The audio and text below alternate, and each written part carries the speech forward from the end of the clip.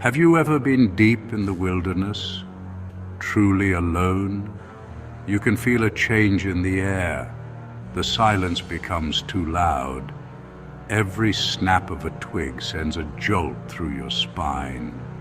You get the feeling you are being watched. It's an ancient instinct, a primal alarm bell ringing deep inside your brain. This feeling tells you one thing: you are no longer the hunter. You are the hunted. It's a terrifying switch.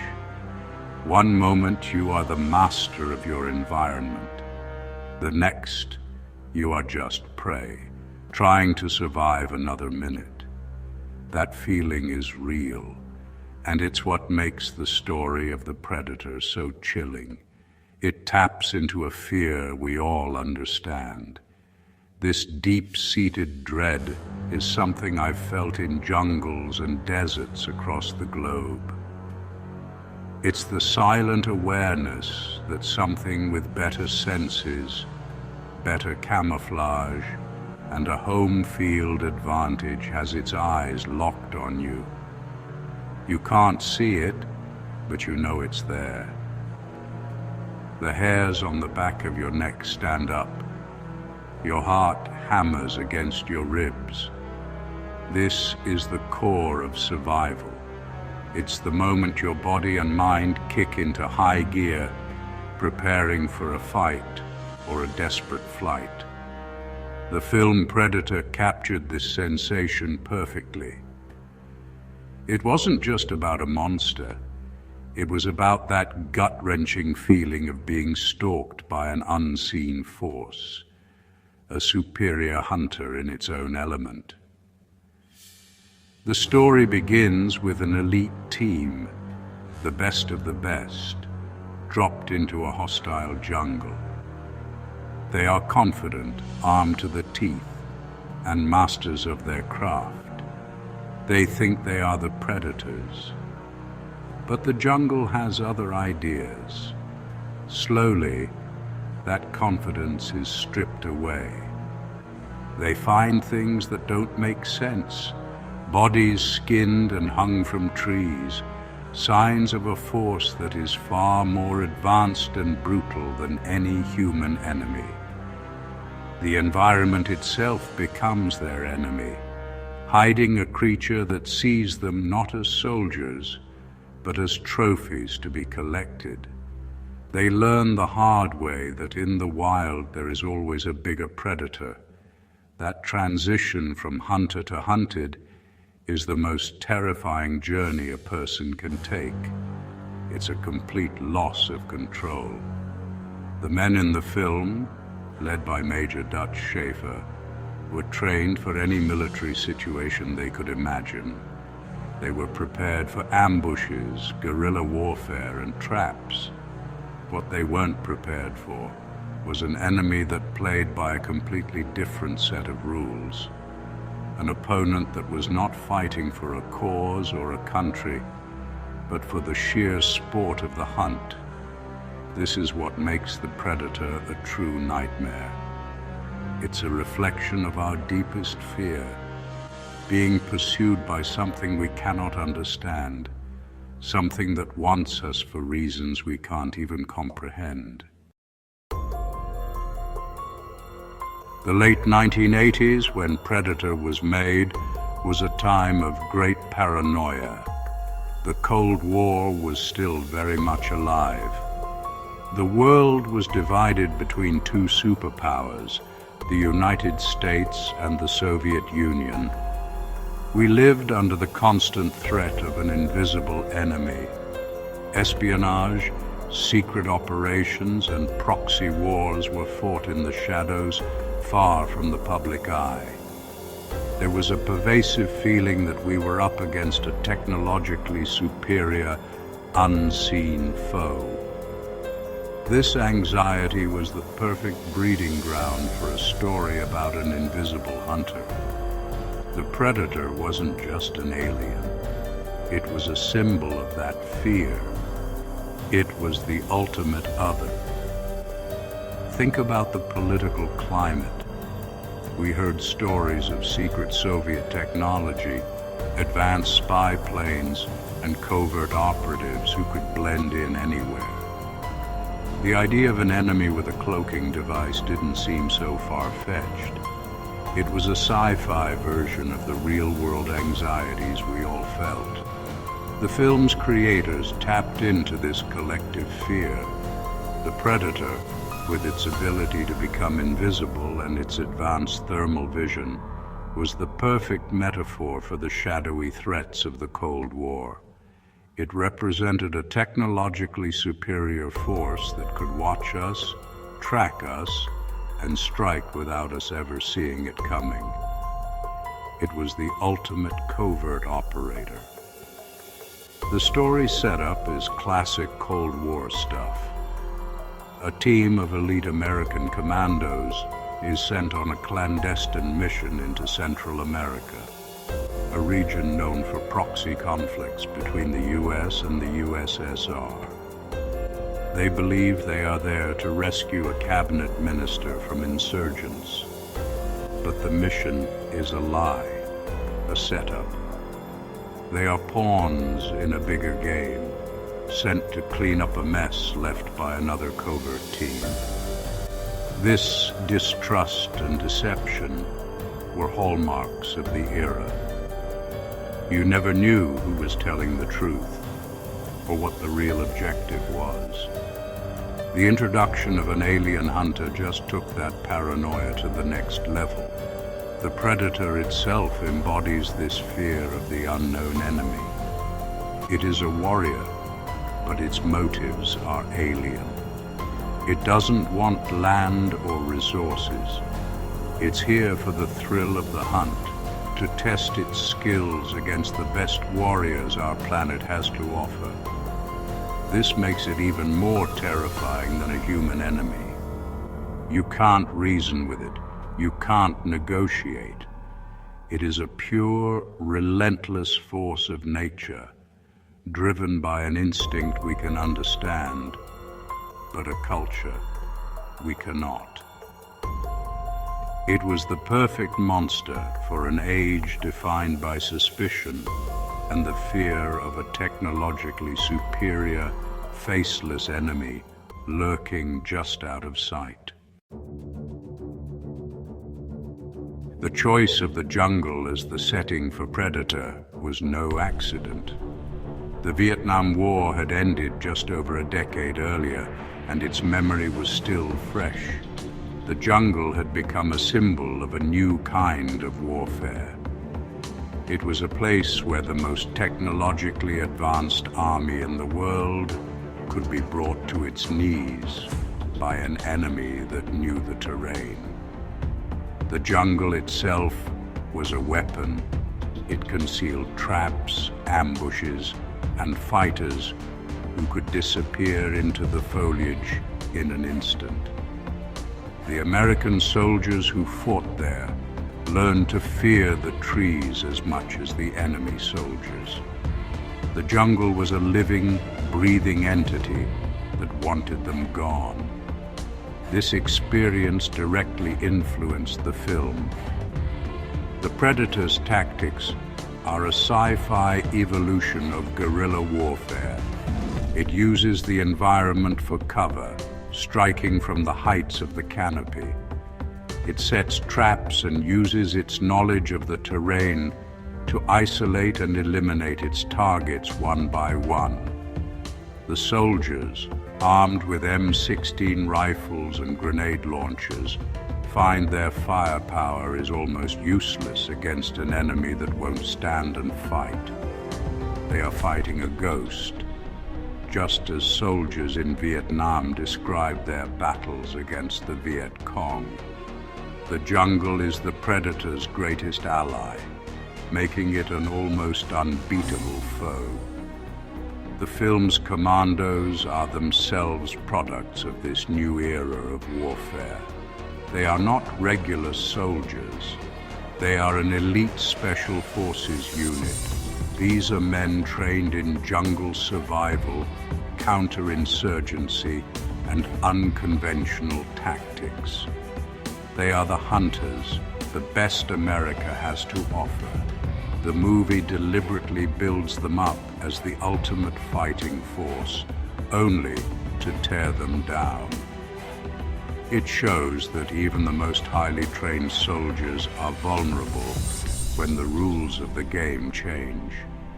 Their expertise in human warfare means nothing against a creature that hunts for sport and has technology far beyond their own.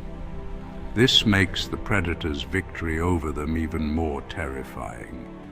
The final showdown between Dutch and the Predator is a perfect example of this. To survive, Dutch has to unlearn his military training and embrace the primitive.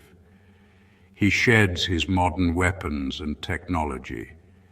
He covers himself in mud to hide his heat signature from the Predator's vision. He relies on instinct, building traps from vines and sharpened sticks. He becomes a part of the jungle himself. It's a powerful statement. To beat the monster, he has to become a primal version of himself, using the environment just as his enemy does. It's the ultimate adaptation, the core lesson of survival in any hostile environment. The idea of a mysterious humanoid creature hiding in the forests is not just science fiction. For centuries, soldiers and explorers have returned from the world's deepest jungles with strange tales. They speak of encounters that defy explanation. During the Vietnam War, many American soldiers reported seeing strange lights in the sky and hearing bizarre, unearthly sounds in the dead of night. They shared stories of something moving through the trees with incredible speed, something that wasn't human and wasn't any known animal. These stories became part of military folklore, whispered from one soldier to the next. One of the most persistent legends is that of the rock apes, or Batutut, a creature said to inhabit the remote jungles of Vietnam and Laos. Soldiers described them as large, ape-like beings that would throw rocks at patrols and let out terrifying howls. While likely a misidentified local primate, the stories took on a life of their own. They fed into the fear that the jungle held secrets, ancient beings that watched humans from the shadows. The Predator, a bipedal hunter that moves through the canopy, feels like a high-tech version of these jungle legends. It's the ultimate thing in the woods that soldiers have feared for generations.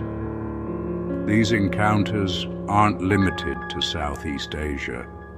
Throughout Central and South America, there are indigenous legends of forest spirits and protectors.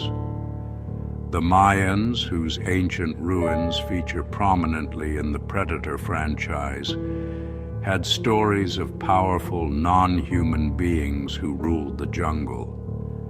These beings were often depicted as hunters, demanding respect or sacrifice.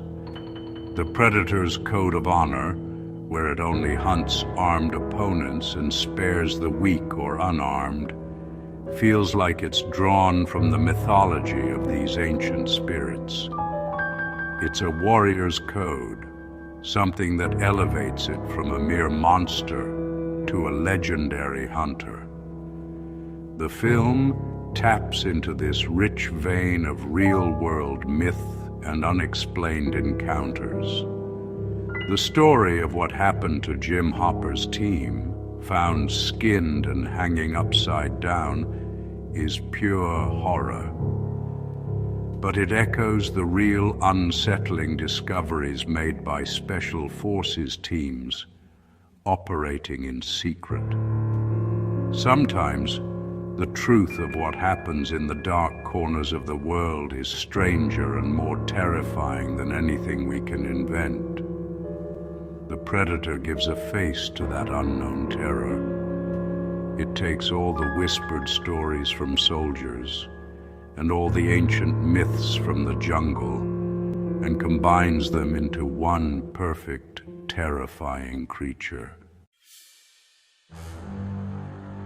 Why are we so afraid of being hunted? It's a fear that's burned into our DNA. For most of human history, we were not at the top of the food chain. We were prey. Our ancestors lived in constant fear of saber-toothed cats, cave bears, and giant wolves. Survival meant being constantly vigilant, always listening for the sound of a predator in the darkness. That instinct has never left us. Even in our safe modern world, the thought of being stalked triggers a deep, primal panic. It's the fear of losing control, of becoming nothing more than a meal for something stronger and faster. Predator masterfully exploits this fear. It strips away all the advantages of modern humanity, our technology, our weapons, our numbers. The commandos in the film are the pinnacle of human strength, but they are reduced to the level of frightened animals. The predator toys with them, using their own recorded voices to lure them into traps. This psychological warfare is just as terrifying as its physical weapons. It breaks their spirit before it breaks their bodies. The creature isn't just hunting them, it is enjoying their fear. It is savoring the moment, just as a lion might play with its prey before the final kill. The fear of the hunt is also about the loss of identity. To a predator, you are not a person with a name, a family, and a life. You are simply a target, a collection of moving heat signatures. The predator sees the soldiers not as men, but as trophies. It skins them and collects their skulls as proof of its skill. This dehumanization is profoundly disturbing. It reduces a human being to an object, a prize to be won. This is the ultimate insult to our sense of self-importance. In the eyes of the hunter, our lives, our thoughts, and our feelings are completely meaningless. This is a fear I understand well. When you're facing a charging rhino or a cornered snake, you realize that nature doesn't care about your plans or your dreams. Survival becomes the only thing that matters. The film captures this raw reality. As the team is picked off one by one, their mission and their military discipline fall apart. All that's left is the basic animal instinct to live. They run, they hide, they scream. They do whatever it takes to survive another second. Predator reminds us that beneath our civilization, we are still animals, and our greatest fear is hearing the footsteps of the hunter behind us. The chilling legacy of Predator is not just in its iconic monster or its thrilling action scenes, it's in the uncomfortable truth it reveals about our world. The film ends with a wounded Dutch being rescued, a lone survivor of a nightmare. He has seen something that no one will ever believe. He knows that humanity is not alone and that we are not the most dangerous thing in the universe. But the most haunting message is not that there are monsters in the stars. It's that the most terrifying things are often a reflection of ourselves. The predator, in many ways, is a dark mirror of humanity's own warrior culture. Think about it. The creature is obsessed with honor, strength, and the thrill of the hunt. It seeks out the most dangerous opponents to test its mettle. How different is that from our own history of gladiators, knights, and elite soldiers? We celebrate our own predators, our best fighters. We create stories and legends about them. The predator is simply an alien version of a warrior archetype that we ourselves have revered for centuries. It's a chilling thought. The ultimate alien hunter is so terrifying because it is so much like us, just stronger and more technologically advanced. The film's final moments leave us with a sense of unease. The jungle is quiet again, but the threat is not gone. It has simply retreated, waiting for the next hunt. This is a powerful metaphor for the dangers of our own world. We may win a battle or survive a conflict, but the potential for violence and destruction never truly disappears. There is always another threat on the horizon, whether it's from another nation, a hidden terrorist cell, or our own capacity for self-destruction. The real predators are not always alien monsters with cloaking devices. Sometimes they are the ones we see in the mirror. In the end, Predator serves as a stark reminder. It tells us that no matter how powerful we think we are, there is always something bigger, stronger, or smarter. It reminds us to respect the unknown and to never lose that primal instinct for survival.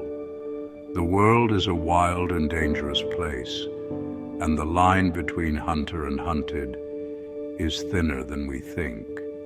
The stories from the jungle, the paranoia of the Cold War, and our innate fear of being stalked all point to one terrifying conclusion. Sometimes the scariest stories are the ones that feel like they could be true, and sometimes real life is far more frightening than any movie.